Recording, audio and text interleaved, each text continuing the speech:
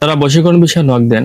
আপনি আপনার প্রেমিকাকে ভালোবাসছেন, 6 মাসের সম্পর্ক, 1 বছরের সম্পর্ক, বা কথাবার্তা হয়ে গেছে, বিবাহ হবে। এমন অবস্থায় আপনার প্রেমিকা আপনাকে ছেড়ে চলে গেছে, বা আপনার প্রেমিক আপনার দেহ ভোগ করে চলে গেছে, সে আপনাকে বিবাহ করবে। আসলে এটা অত্যন্ত একটা হারাম কাজ। বিবাহের পুরো যত প্রকার গর্হিত কাজ আছে, জিনার কাজ, এগুলো হারাম। আর এগুলোর শাস্তি হলো মৃত্যুদণ্ড। তবে বর্তমান সমাজ তো এগুলো মানে না। বর্তমান সমাজে মানুষ যেখানে আল্লাহকে মানে, সেখানে কোরআনকে মানবে কিভাবে? তো যারা মানার মানে, আর যারা না মানার, তাদের বেলা তো কথাই নেই।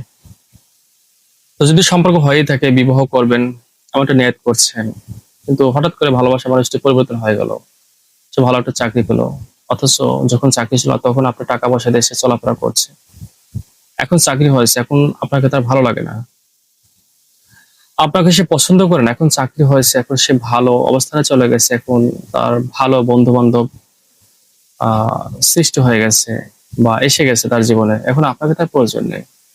কিন্তু একটা সময় আপনি তার প্রিয়জন ছিলেন, এখন আপনি তার প্রিয়জন না, এখন সে আপনাকে চেনে না।